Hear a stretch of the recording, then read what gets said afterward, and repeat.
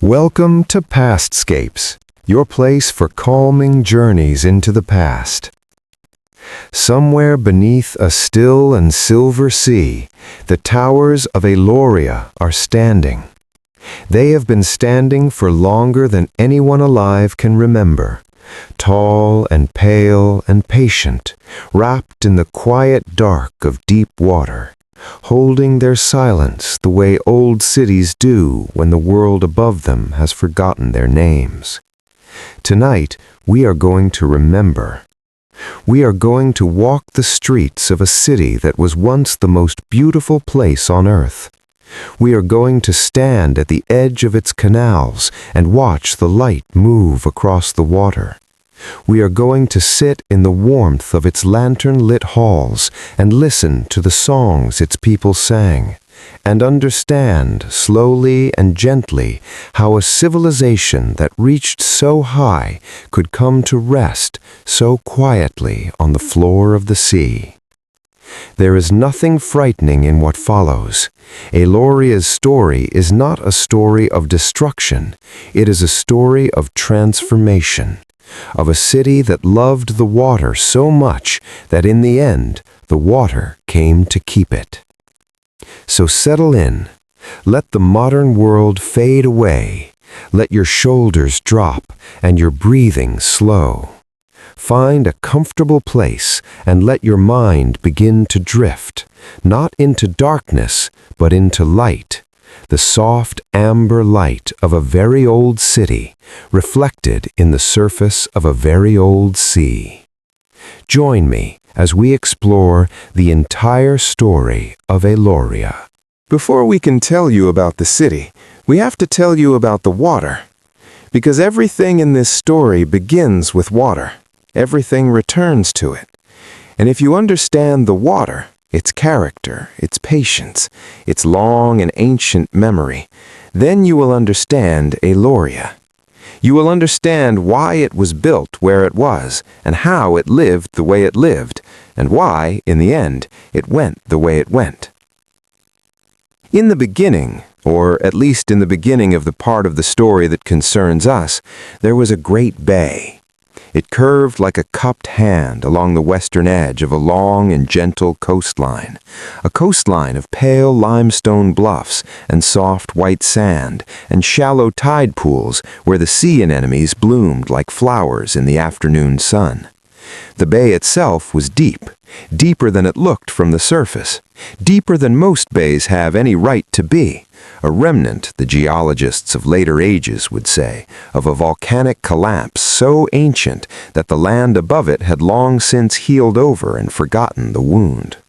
The Aeil did not come from nowhere. No people do.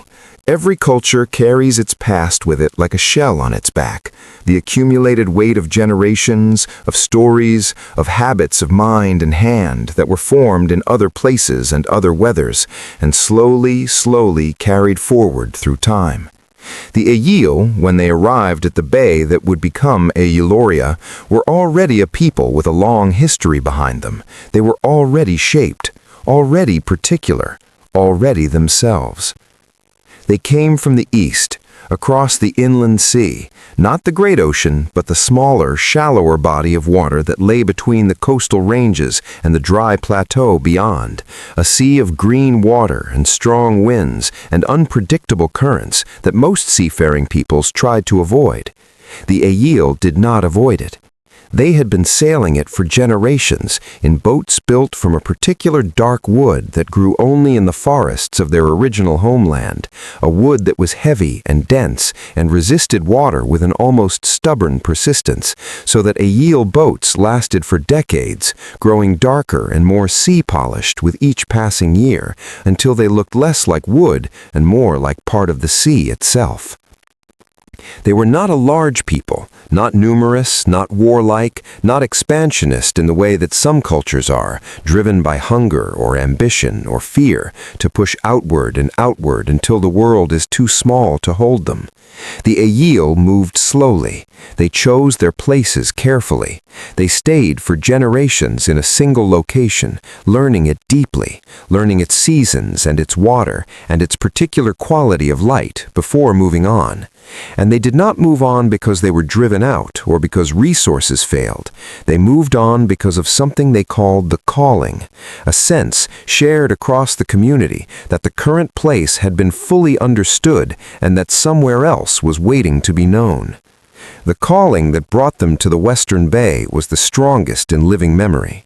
It came in the form of dreams at first. Several of the elder women, the Aeil, chose their leaders from among the women, and specifically from among the women who paid closest attention to water, who could read the surface of the sea, the way a scholar reads a page. Several of the elders began dreaming of a pale coast and a deep bay and a light in the water that had no visible source. The dreams were not alarming, they were inviting.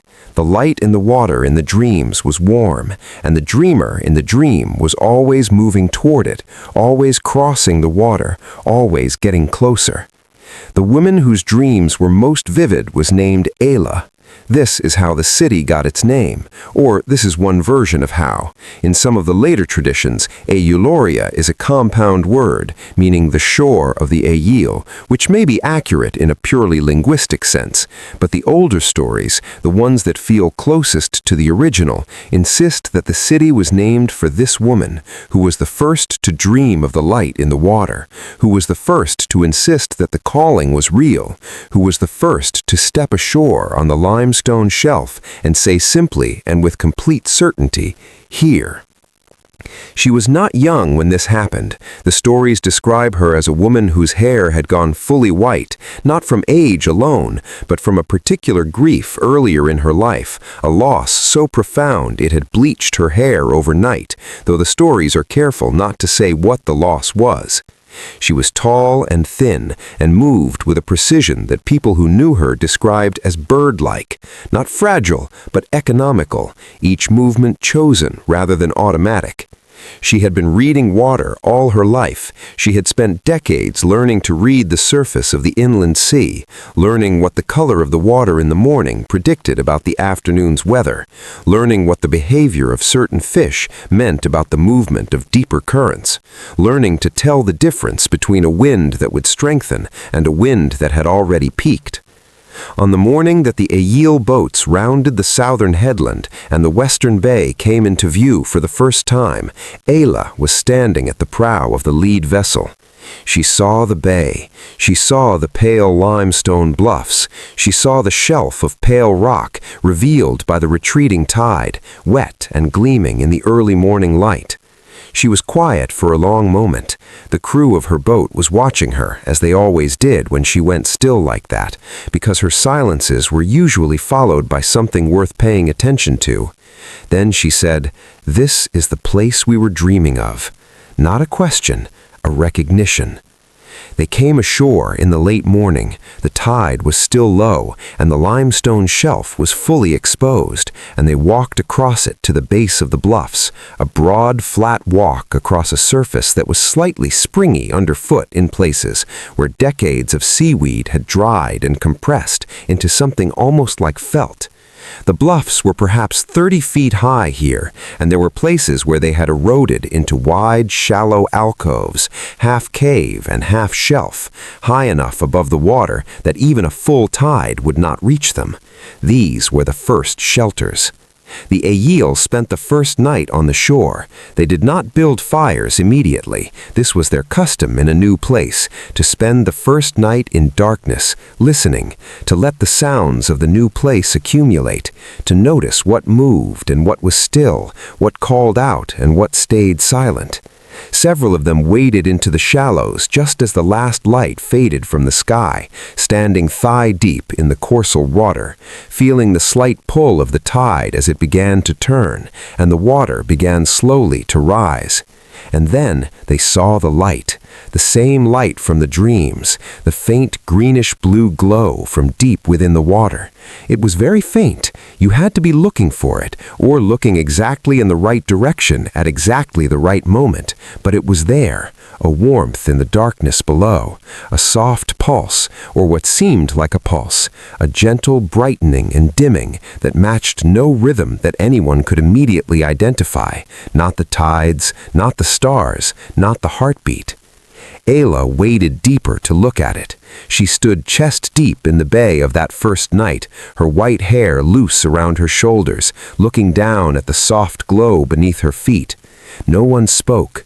The sound of water against rock, the sound of breathing, the distant cry of something, a night bird, perhaps, somewhere on the bluffs above. She looked up finally and said, "Lun is here. The deep god is here." This was taken as confirmation of everything the dreams had promised. The calling was real. The light was real. The place was right. The Aeil began to build within the first week.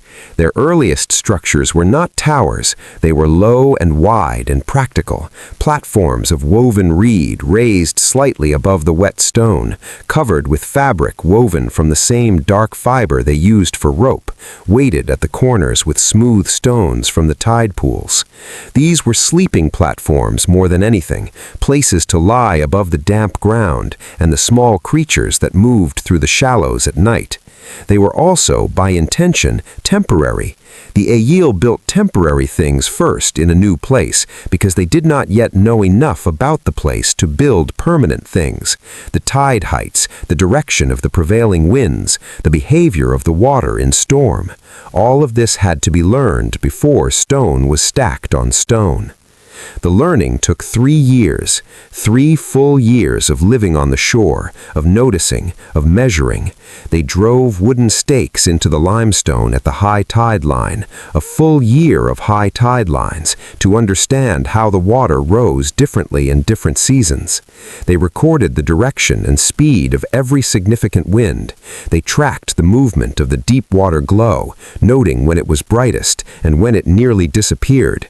They studied the behavior of the birds and the fish and the particular species of small golden crab that lived in the tide pools and seemed to know somehow when a storm was coming, retreating into their burrows in the rock a full day before any visible weather arrived. By the end of the 3rd year, they knew the bay, and knowing it, they were ready to begin what Ayla called the real conversation with the water, the one conducted not in observation, but in stone. The first permanent structure of Aeloria was laid on a morning that the tide was at its absolute lowest point of the year. Ayla herself placed the first stone, a piece of flat white limestone about the size of a bread loaf, positioned exactly at the highest point of the shelf. She set it down without ceremony, which was itself a ceremony, and then the building began. But a city is not built in a day or a decade. The towers of Aeloria would take generations to rise, and before they rose, there was a language to be invented for them, a mathematics of stone and salt water that had never existed anywhere before. That language and the dreamers who invented it belong to the next chapter. For now, sleep in the quiet of that first shore. Let the sound of the tides move through your thoughts like breath. The Aeil hath arrived. The place has been chosen. Something extraordinary is about to begin. Inclusions caught the light and scattered it in a way that made the stone appear to glow from within, faintly, warmly, like a lantern seen through several layers of pale cloth. The Aeil were astonished. They had been working with this stone for years without noticing this quality, because at ground level the light never struck it at the right angle. But up high, in the clean air above the spray line, in the long slanted light of the early morning and the late afternoon, the tower glowed. Savath stood at the base of the unfinished structure on the morning they first noticed it, and watched the light move across the stone for a long time without speaking. Then he said, "We have to build more of them." And they did. Over the next century, 100 years of slow and careful and extraordinarily patient work, the Aeil raised 7 towers on the limestone shelf, each one taller than the last, each one refined in small ways from the designs of its predecessor, incorporating lessons learned from watching how the water interacted with the previous structures, how the wind behaved differently at each new height, how the light moved differently across slightly different grades of stone. They were not identical. They were not even quite the same shape. each architect of each generation adding something of their own understanding to the basic form that Savath had invented. But they were recognizably related. They were a family of structures. Between the towers, canals were cut in the limestone. This was the canal system, not dug but carved, exploiting the natural fracture lines in the shelf to create pathways that the tidal water could follow in a controlled and predictable way. At high tide, these canals filled with seawater that moved gently through the developing city in a system that was part practical and part ceremonial. Practical because it provided fresh water from the tidal exchange, fresh in the sense of being constantly renewed, constantly moving, never stagnant. Ceremonial because the Aelil understood their canals as a gift to Lune, the deep god. Pathways that allowed the sacred water of the bay to move through the city itself, threading the streets and courtyards and under the bridges like a slow river made of the sea. By the time the 7th tower was finished, Aeloria was already extraordinary. 7 spiraling towers of pale, glowing stone rising from a flat shelf of limestone at the edge of the sea, connected by a network of canals that the sea moved through twice each day, the whole structure catching the light at dawn and dusk in a way that made it appear to burn, not with fire, but with a cooler, softer luminescence, a light that had something of the bay's own underwater glow in it, as if the city were answering the deep. Ships that rounded the southern headland in those years and saw the towers for the first time said that it looked like a place that had grown from the sea itself rather than been built beside it. They said it looked like something the water had dreamed. And perhaps it was. But dreams need people to live in them, and the Aelil of Aeloria were ready. What life looked like inside those towers, in the streets and in the canals and the lantern-lit halls, belongs to the next chapter. For now, let the image of the glowing towers rest in your mind, pale and patient against the evening sky, the canals threading silver between them, the tide filling the channels with its slow, deliberate music. Told why some places become legendary. It was not the architecture alone, though the architecture was remarkable. It was not the location, though the location was extraordinary. It was something harder to name, a quality of aliveness, of completeness, of a place that had found its particular form of being in the world and settled into it with the ease of something that has always been exactly what it is. Aeloria, at its height, felt inevitable, as if the bay had always waited for the city, and the city had always waited for the bay, and the long ages of preparation had simply been the time it took for both of them to be ready. You would have arrived by boat. Almost everyone arrived by boat. The sea approach was the proper approach, the one the city had been designed for, the one from which it revealed itself most fully. Coming from the east across the inland sea, you would have seen the towers first, hours before you saw anything else of the city. On a clear day, the towers were visible at an extraordinary distance, 20 miles or more, because of the way they caught the light. In the morning hours, coming from the east, you would have seen them lit from behind, dark silhouettes against a brightening sky. But as you drew closer and the sun climbed higher, the stone would begin to do its particular thing, the fossil-embedded luminescence warming into visibility, the towers glowing gently against the blue of the sky and the blue-green of the water. The harbor was wide and calm, protected from the open sea by the curve of the southern headland and the long arm of an artificial breakwater that the Aelil had built over generations, not from cut stone, but from accumulated ballast, from the same slow, patient practice of working with what the sea provided, rather than imposing what they wished to use. Inside the harbor, the water was always still. Even in the conditions when the open sea was rough and gray, and the waves struck the headland with a sound like distant drums, inside the harbor there was calm.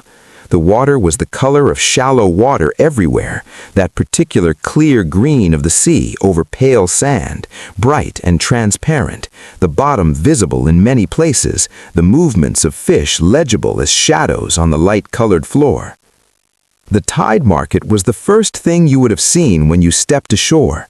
It occupied the broad, flat area immediately behind the harbor, between the first canal and the edge of the city proper, an open space that was partially covered by fabric awnings stretched between poles, partially open to the sky, always in motion and always full of the kind of organized noise that markets have everywhere and in every era, the sound of negotiation, of goods being shifted and stacked, of people calling greetings across the space, of the particular percussive quality of hard things being set down on hard surfaces.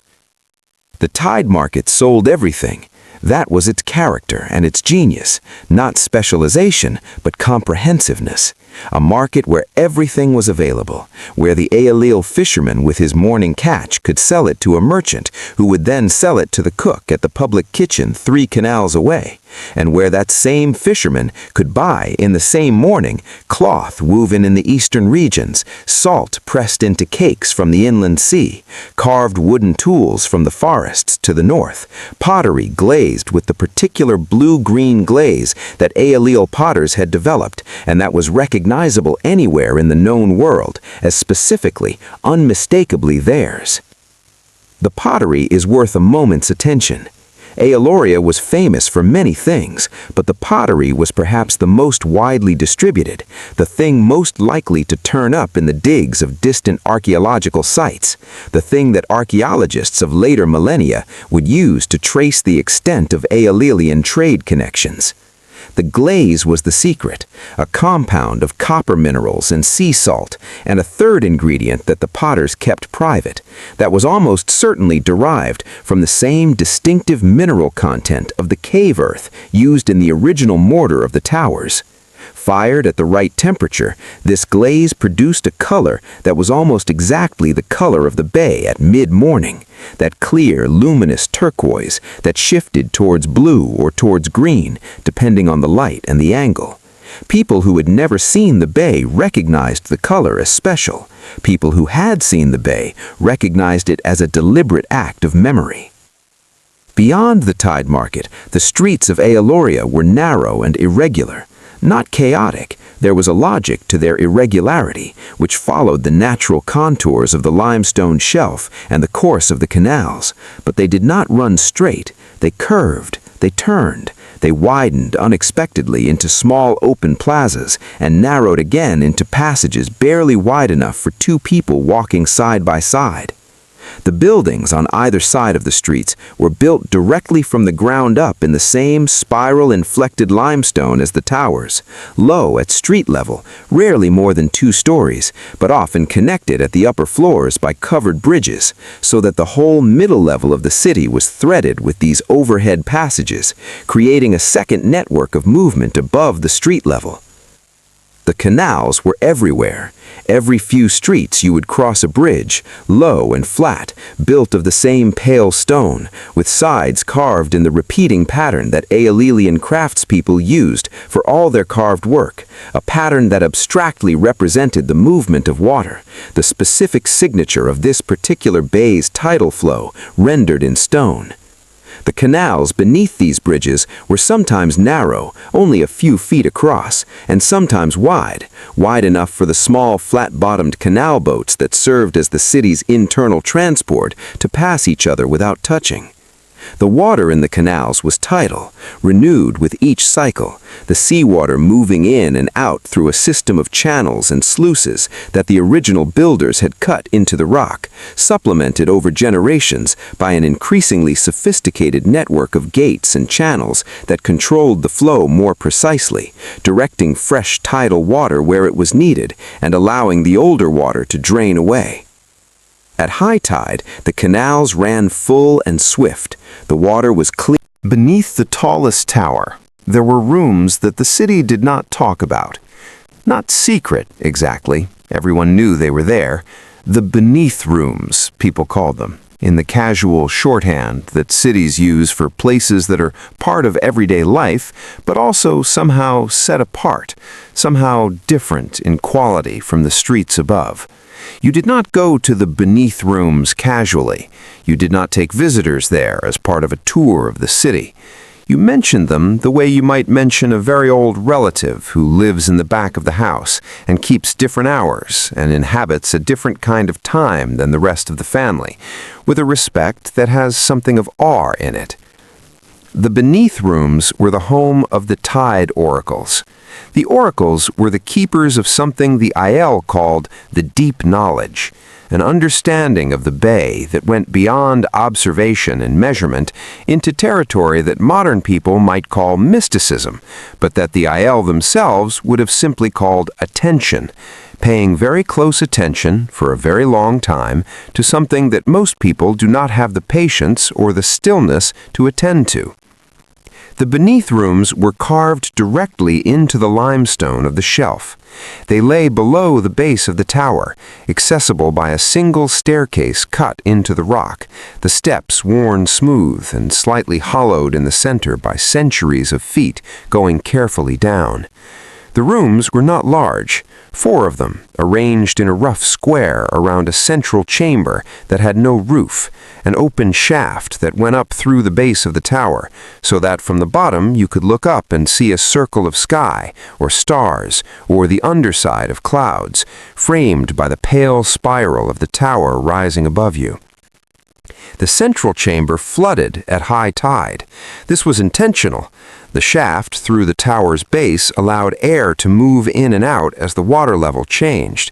In fact, the tower functioned as a kind of barometric instrument, the air inside the shaft compressing and expanding with changes in both tide height and atmospheric pressure, producing sounds that the oracles had learned to read with extraordinary precision. When the tide came in and the water began to fill the chamber, the rising water forced air up through the shaft and out at the top of the tower. On still days, this produced a faint, sustained tone, not quite a whistle, not quite a hum, something between the two, something that seemed to come from inside the rock itself, rather than from any movement of air or water. The oracles called this the voice of Lun. There were always 3 oracles. They lived in the beneath rooms. Not exclusively. They emerged, they ate in the common hall of the temple complex that surrounded the tower's base. They walked the city's streets and sat in the library and attended the festivals. But they slept in the beneath rooms, in small alcoves carved into the walls of the lower chambers, on narrow beds of woven seagrass. They were woken by the tide, twice a day, as the water entered the chambers. Not violently, the water rose slowly enough that waking was gradual, a slow awareness of the sound, and then the smell, and then the slight change in air pressure, and their working day began and ended with the tidal cycle, rather than with the sun. The oracles read the tide the way a physician reads a pulse, the height of the water, the temperature, the color which varied with the weather and the season, and according to the oracles, with something else, some quality of the bay itself that had no simple physical explanation. The smell of the water, salt and something organic and something mineral, a combination that the oracles parsed into subtleties that no one else could distinguish. The sound, when the tide was high and the chambers were full, and the only thing moving was the slight current that the bay's natural circulation produced, turning the water in the beneath rooms in a slow, barely perceptible spiral. The predictions they made on the basis of this reading were not vague, they were specific enough that when they were wrong, which happened, though rarely, the wrongness was obvious and admitted. The oracles predicted storm timing with a reliability that the city's fishermen trusted more than any other indicator. They predicted exceptional tides weeks in advance. They predicted changes in the bay's ecology, the arrivals and departures of specific fish species, the movements of the luminescent organisms in the deep water that produced the bay's glow, with an accuracy that seemed, to those who had not watched them work, to border on the miraculous.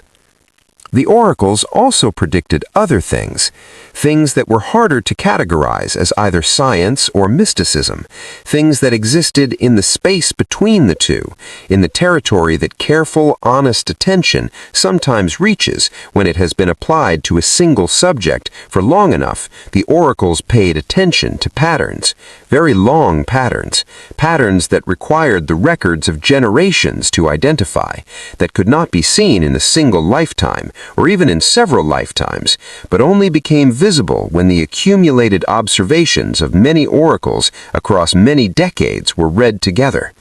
The library held these records. The oldest cylinders in the library were the tide records, the oracle's observational notes going back to the earliest days of the city, the longest continuous scientific record in the known world. What the long records showed, if you knew how to read them, was this: the bay was changing, very slowly, imperceptibly in any single lifetime, but across the span of generations, the records were clear. The tide heights were increasing. Not every year, but on average, decade by decade, the water was reaching a little higher than it had been before. The flooding line in the beneath rooms, marked with notches in the rock that the oracles cut each year at the highest point the water reached, was slowly rising. 50 years of records showed a perhaps inch. 100 years showed perhaps 2 inches. 200 years, the point at which the records became difficult to read, the oldest cylinders fragile, the notation systems changed enough to require careful interpretation, showed something closer to 4 or 5 inches. 4 or 5 inches over 200 years. This sounds like nothing. In the context of a single human life, it is nothing. You would not notice it. You would not feel it. You would go about your daily business in this beautiful city by the sea and never once think about the fact that the water was a fraction of a fraction higher than it had been when your grandparents were children. But the oracles thought about it. They thought about it a great deal. They talked about it among themselves in the beneath rooms, their voices quiet in the tidal chamber, the sound of the water rising around them as they spoke. They did not know what was causing the change. They lacked the tools and the conceptual frameworks that would have allowed them to understand the mechanism. But they did not need to understand the mechanism to understand the trend. The oracle who articulated this most clearly was a woman named Tisani, who served in the beneath rooms for nearly 40 years and who compiled the first comprehensive analysis of the long-term tidal records. She presented her analysis to the city's council when she was in her middle years, not young, not yet old, at the height of her powers and her reputation. She brought the records. She laid them out in the council hall, a long, light-filled room on the upper floor of a building beside the main canal, with tall windows that looked out across the water. She explained what the records showed, clearly and without drama, because drama was not her way, and because she understood, intuitively, that drama would make it easier for the council to dismiss her. She said, "The water is rising. It has been rising as long as we have been recording it. If it continues at its current rate, the lowest parts of the city will be regularly flooded within 3 generations. If it accelerates, and there is some evidence in the records to suggest that the rate of increase is itself increasing, it could be sooner." The council listened respectfully. They asked reasonable questions. They reviewed the records, or said they did. They thanked Tisani for her work and her vigilance, and then they set her analysis aside. Not because they were stupid or careless, they were neither. They set it aside because the change she was describing was so slow, so far outside the timescale of ordinary human concern, that it felt abstract in a way that made action seem disproportionate. 3 generations was a long time. Many things could change in 3 generations. The city could find solutions. The engineers could raise the canal walls. New construction could be built higher. There was time. Tisani returned to the beneath rooms and wrote a note in the tide record, a short note, in her careful, precise hand. It simply said, "The council has been informed. They chose to wait." She added, "I hope the water waits with them." In the end, of course, the water did not wait. But for now, let the image of the beneath rooms settle into your mind. The quiet chambers beneath the stone, the slow tide rising and falling, the careful marks cut into the rock by generations of watchful hands. The oracles knew. They always knew. What happened when the city stopped listening to them, when the golden age began its long, slow turn toward something else, that is the story of the next chapter. All golden ages end. This is not pessimism, but pattern, the recognition that the conditions that produce extraordinary human flourishing are always specific and temporary, always dependent on a particular alignment of circumstance and culture and geography. Tisani's successor, a man named Oreth, the third oracle of his generation, studied the proposed diversion carefully and presented his objections to the council in a formal proceeding that the records describe in considerable detail. His objections were not primarily spiritual or traditional, though there was a dimension of both in them. They were practically struggling. It would also require the partial demolition of a section of the original seawall that Savath's generation had built, a section that Oreth believed served a structural function in protecting the lower city from high-tide flooding that was not fully understood, but that the long tidal records suggested was real. The council approved the diversion. They approved it for the same reasons that governing bodies in all times and places approve things that cause long-term problems, because the short-term benefits were concrete and the long-term costs were uncertain, and because the people most immediately affected by the water shortage were louder and more present than the potential future people who would live with the consequences of the decision. The diversion was built. The drought ended the following year, as droughts do, and the consequences that Oreth had warned about did not materialize immediately, which was taken by some members of the council as vindication of their decision. The canal system continued to function. The seawall remained standing. Life in Aeloria continued, noisier than before, more crowded, less elegant in the way that older residents mourned, but that younger ones had never known to miss, but still functional. Still the city it had always been. Still beautiful, still prosperous, still remarkable. But the relationship had changed. This is the thing that is difficult to see in the moment and obvious in retrospect. The city's relationship with the sea, which had always been the relationship of partners, of equals, of entities in conversation, had shifted. The sea was no longer a partner. It was a resource, a provider, something to be managed and directed and used rather than listened to. The canal diversion was not in itself a catastrophic error. The decision not to complete the inner canal expansion was not in itself catastrophic.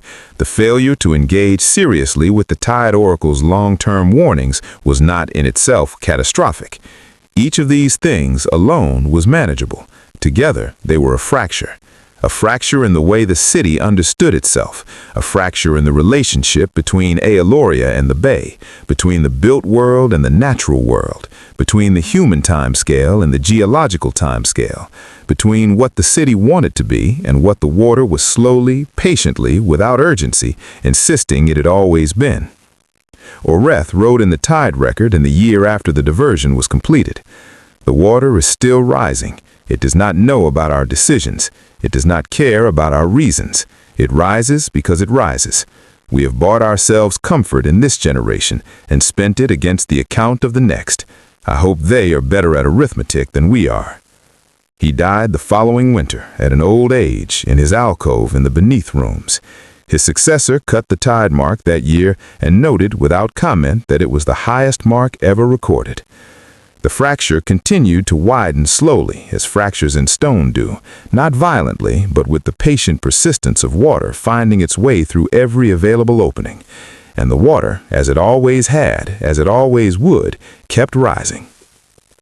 How it finally arrived on that long and quiet night that Aeloria met the deep is the story we have been slowly approaching. Rest now in the quieter chapters before it. Listen to the city's last years of ordinary life, the children on the canal bridges, the potters at their wheels, the evening songs drifting across the harbor. The water is still below the marks. There is still time. There is still beauty. And there is, for a little while longer, light in every tower window. It did not begin with a wave. This is the most important thing to understand about the night that Aeloria entered the sea.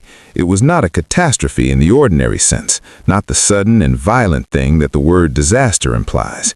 It was instead a continuation, a tide that came in and for the first time in the city's history did not fully go out. The night began like any other night of the high tide season. The seasonal festivals had just ended. The city was in the particular pleasant exhaustion that follows celebration, the streets slightly quieter than usual, the canal boats still decorated with dry flowers and faded cloth of the festival week. The tide market had reopened that morning, but was operating at half capacity, the merchants still returning to the city from wherever they went when the market closed. Children who had been allowed to stay up late for the festival nights were finally being put to bed at reasonable hours.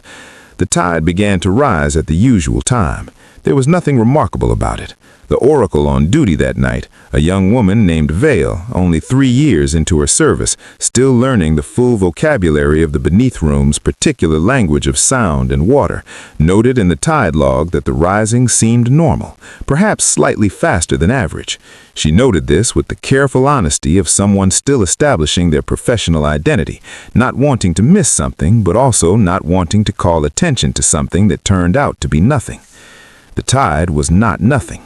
It rose past the usual marks, past the high seasonal mark, past the marks cut into the Beneath Rooms by 3 generations of oracles. It kept rising, slowly, so slowly that the difference between this tide and an exceptional but normal tide was not obvious until the water reached the base of the staircase that led up from the Beneath Rooms to the tower floor above. Vale sent a message to the council. She did this through the relay system the oracles used, a network of small bells and speaking tubes that connected the Beneath Rooms to key points in the city, a system that was old and reliable and designed precisely for this kind of communication. Her message was calm and specific. The tide has exceeded all recorded marks and is still rising.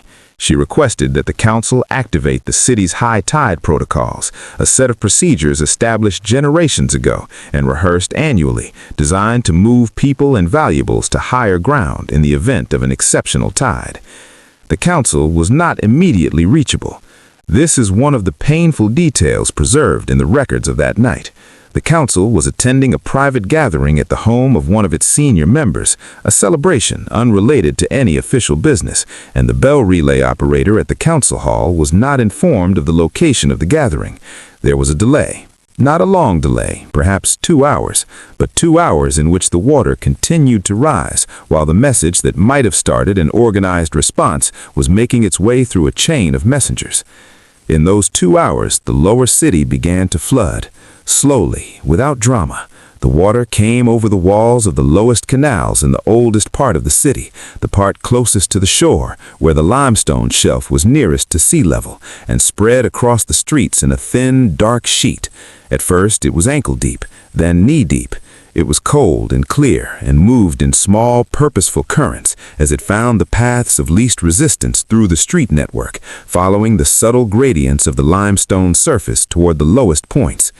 The people in those streets woke up to the sound of water, not the sound of a wave, not the crash and roar of a storm surge, but the quiet, insistent sound of water moving through spaces that it didn't usually go, finding the gap under the door, moving along the base of the wall, carrying with it the sound of a very old patience finally arriving at its destination.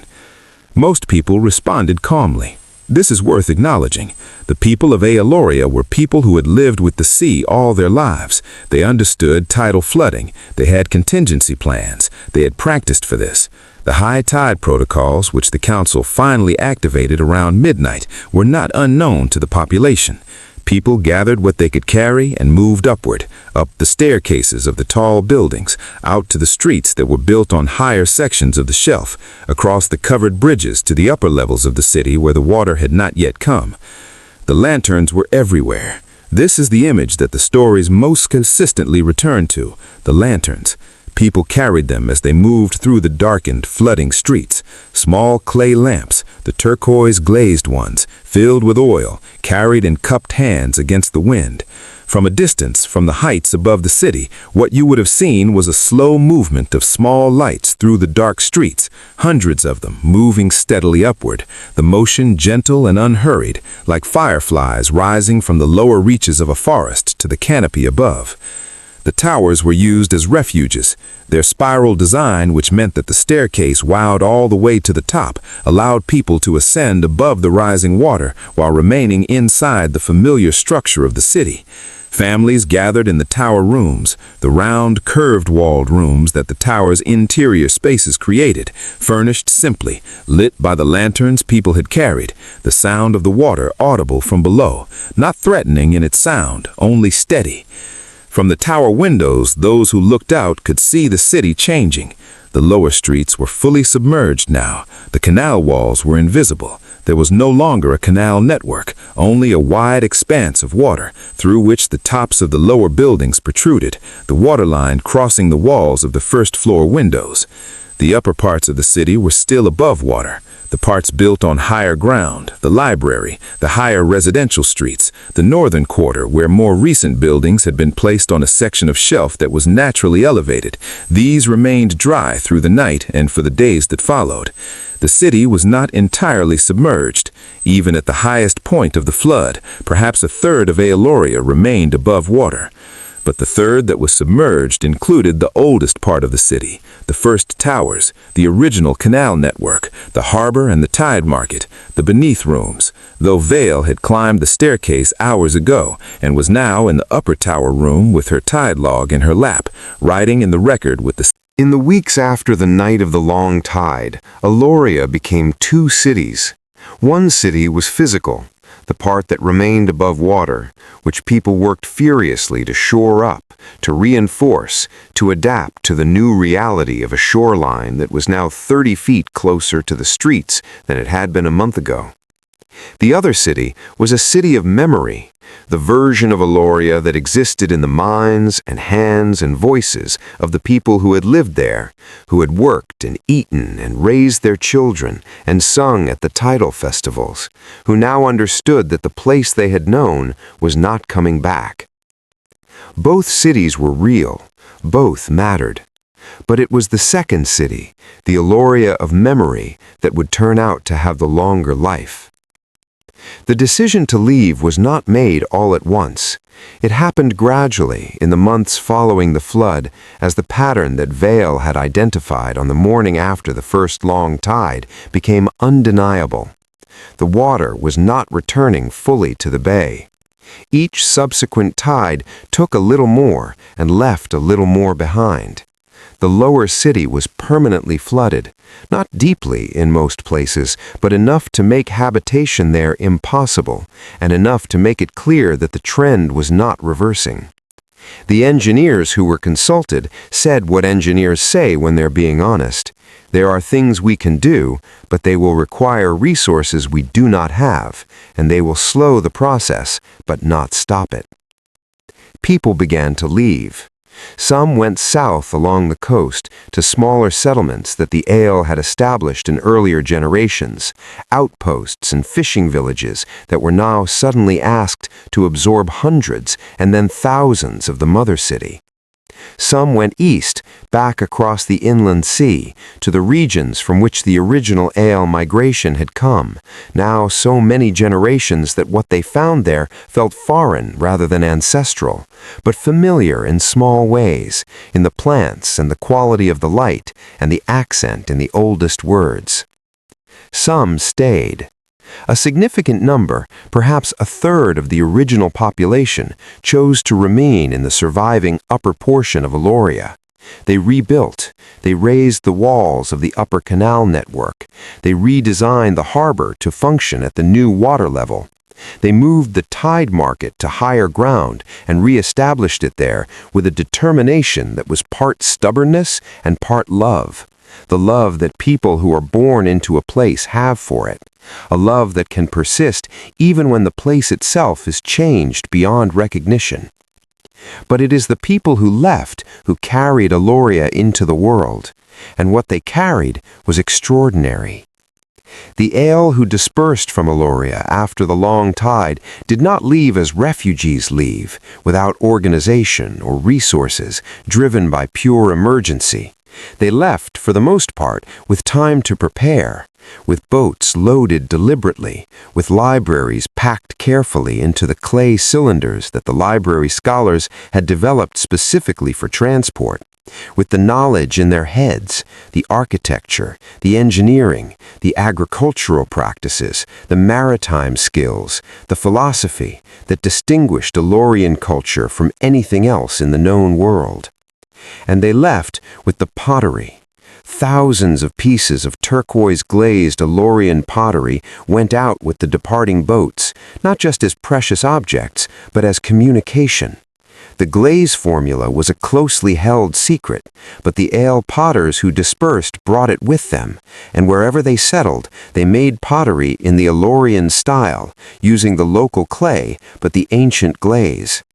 The pottery became a marker of Aeolian presence and influence, a way of saying, in a language that didn't require words, that someone from the great city by the sea had passed this way.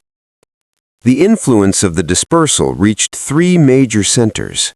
To the south, a small coastal settlement called Merith, which had been a minor fishing village of a few hundred people before the long tide, grew within 2 generations into a significant city, its architecture unmistakably inflected by Aeolian design principles, its canal system a smaller but recognizably similar version of what had existed at the mother city.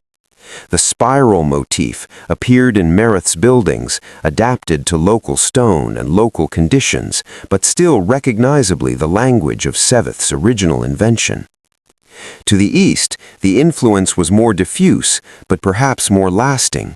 The Ael scholars who brought the library records to the communities of the eastern regions introduced a tradition of observational record-keeping that had previously not existed there, the practice of careful, systematic documentation of natural phenomena, the accumulation of long-term data, the reading of patterns across generations. This methodological inheritance persisted in the Eastern scholarly traditions for centuries, long after the specific origin of the practice had been forgotten. The Ael contribution absorbed into a general sense that this was simply how careful people thought about the world. To the north, it was the architecture that endured. A generation of Ael engineers settled in a northern coastal city and began building in the Aeolian tradition. The spiral towers they constructed there were smaller than the originals. The local stone was different, darker and denser, less given to the luminescence of the bay's limestone. But the structural principles were preserved, the relationship between building and tidal zone, the canal philosophy, the idea of a city that breathed with the water rather than defended itself against it. The last boats to leave Aeloria carried, among other things, the tide records, all of them, the fragile ancient cylinders from the library's deepest storage, the oldest records, the ones that required the most care to transport. The scholars who carried them treated them with the attention normally reserved for the most sacred objects, which, in a sense, they were. They represented a continuity of observation and attention that stretched back to the founding of the city, the long accumulation of careful watching that the Ael's most profound contribution to human knowledge. Vale carried the most recent records herself. She was among the last to leave. She stayed in the beneath rooms until the water had reached the second step of the staircase, and the tidal chambers were flooding for longer each cycle, until the voice of Loon was barely audible above the sound of water in the shaft. She made her final entry in the tide log on the morning she left, in water up to her knees in the lowest chamber. She noted the current water height. She noted the date. She noted the time of day. Then she wrote, "I close this record here. The beneath rooms will be Loon's rooms from this day forward. What we have been keeping watch over all these years, the deep God has come to keep watch over now. We leave the city in good hands." She climbed the staircase for the last time and walked out of the tower into the morning light. The boats were waiting in the harbor, the new harbor, set higher than the original, the water lapping at the stone in a way that would have been unrecognizable to anyone who had known the harbor a generation ago. She stepped into the lead boat with the tide records wrapped in oilcloth against her chest.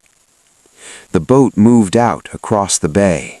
From the water, looking back, you could still see the tower tops above the flood line, 3 of them clear against the sky.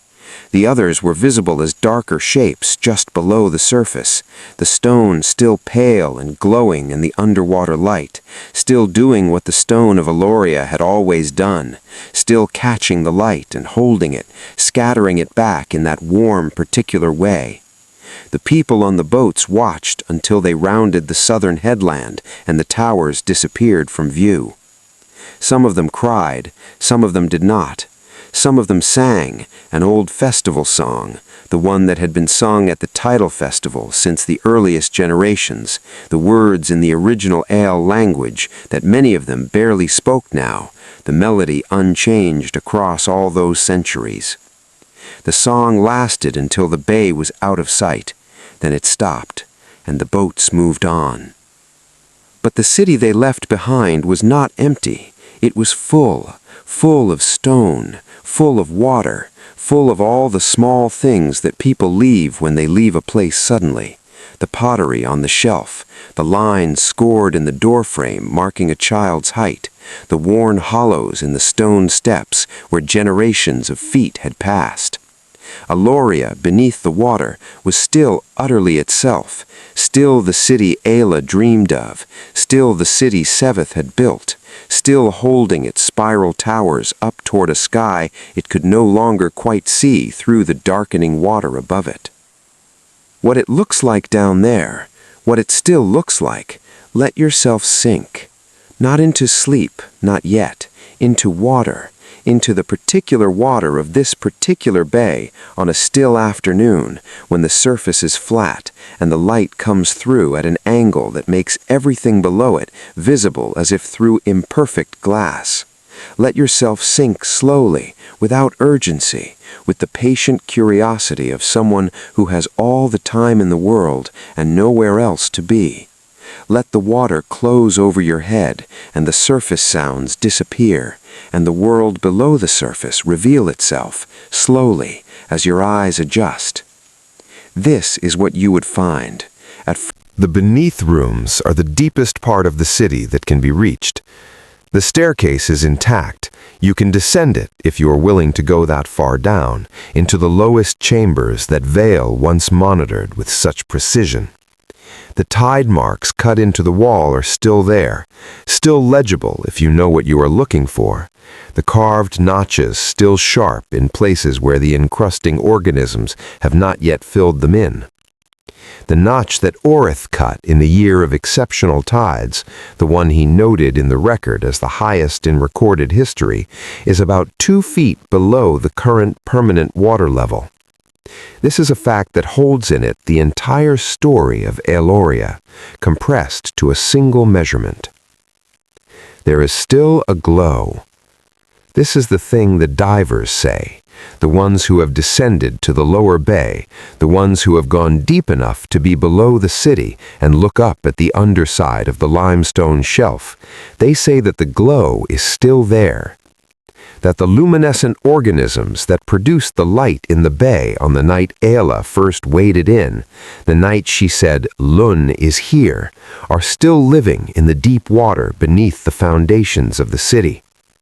That the light comes up through fractures in the rock in the same way it always has, filtering through the stone and the water above it to produce that faint, warm, greenish-blue illumination that has no obvious source.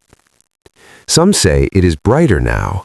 Without the city's lanterns above it, without the fires and the ceramic lamps and all the human light that once competed with it, the glow of the deep bay is more noticeable. On very still nights, when the surface of the bay is absolutely flat and there is no moon, people on the shore, if there are people on the shore, if anyone happens to be there in the right moment, in the right conditions, can sometimes see a faint luminescence coming up through the water from somewhere far below. It is not bright enough to see by, it is barely bright enough to see. But it is there, a warmth in the dark, a patience in the deep. The stories that grew up around the sunken city over the centuries after its submersion are gentle stories, which perhaps reflects the character of the Aeol themselves, whose myths were always more interested in understanding than in fear. The most persistent story is the one about the bells. The original festival bells of Aeloria, large bronze bells that hung in the highest story of the tallest tower and were rung at the moment of peak tide during the celebrations, are still in the tower. They are encrusted with marine growth, as everything is, their bronze transformed by centuries of salt water into a rough, greenish surface that bears only a faint resemblance to the polished things they once were.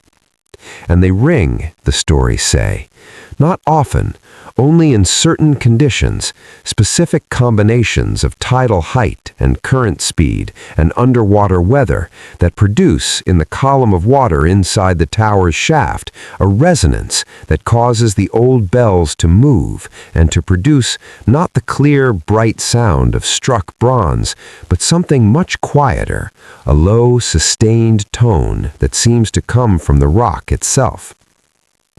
The fishermen who work this bay say they have heard it. They say it in the way people say things that they are not entirely sure will be believed, with a slight diffidence, a readiness to let the claim go if the listener seems skeptical. But they say it. In the right conditions, in the right part of the bay, at the right moment of the tide, there is a sound from below the surface, very quiet, very low, something between a bell and a hum, something between stone and water. The tide oracles, if there were any left, would probably be able to explain it in physical terms. They would tell you about acoustic resonance and pressure differentials and the particular harmonics of water in a closed stone column. They would be right.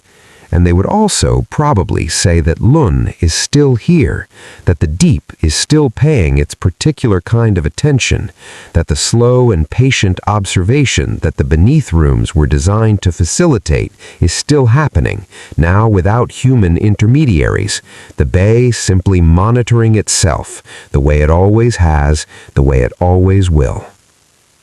Down there, in the deep quiet of the submerged city, in the slow currents that move through the library arches and the canal bridges and the spiral stairs of the old towers, Aeloria is still, completely still, the way a city is still at 4 in the morning when all the people are sleeping and the streets are empty and the only sounds are the sounds the place makes when it thinks no one is listening.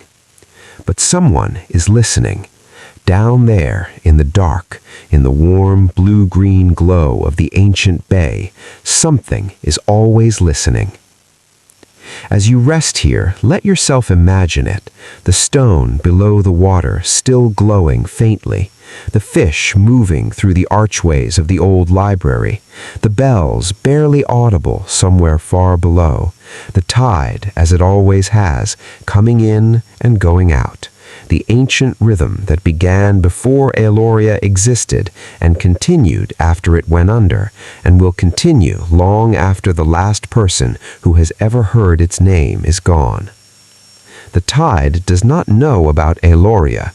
The tide does not know about anything in particular, but the tide was Aeloria's beginning and its partner and the measure of its days, and the tide is still here, still moving through the spaces that the canal network created, still filling the beneath rooms and retreating, filling and retreating, the most faithful thing in the world. Some say on very still nights you can see a faint glow beneath the bay, the candles of Aeloria, still burning. Let yourself believe it tonight. Let the image settle into you the way water settles into stone, slowly, completely, finding every small space and filling it. The glowing towers in the deep, the fish in the library arches, the bells barely audible somewhere far below, the tide coming in, the tide going out, the long record of careful observation still being made in silence by the bay itself, the way it always has been made. Let Aeloria be the last thing you think of before sleep, not as something lost, as something kept by the water, kept by the stone, kept by the long memory of a sea that received a city and held it gently and has not yet let it go. Thank you for spending this night in Aeloria. We walked the limestone shelf before the first stone was laid. We stood with Aela on that first night and saw the light in the water. We watched Savath draw his towers in the sand and then raise them in stone, patient and spiraling toward the sky. We ate in the tide market and floated lanterns in the canals during the festivals and sat in the library among the scrolls of fish skin that contained a civilization's knowledge. We listened to the tide oracles in the beneath rooms, their voices careful and steady, their tide marks cut into the rock with the quiet persistence of people who understand that truth does not need an audience to remain true. We were there on the night of the long tide, when the water finally arrived at the place it had always been coming to. We watched the lanterns moving through the flooded streets, slow as fireflies, gentle as breathing. We stood on the departing boats and watched the towers until the headland hid them. And we went down, finally, into the deep, into the submerged city, still standing, still glowing faintly in the dark water of the bay, still attended to by the tide that was its beginning and its end and its constant companion. Aeloria is a myth, but the things it is about are real. The patience of water, the wisdom of listening, the extraordinary, fragile, persisting thing that is a human community finding its place in the world and living in it for a time with beauty. These things are real. They have always been real. They will be real long after we are all the kind of memory that only water keeps. And so, as the echoes of the past fade into silence, as the towers settle into their deep quiet, and the tide moves in its ancient rhythm, and the glow in the bay grows soft and warm and still, may you drift into a calm and restful night. This has been Past Scapes. Good night.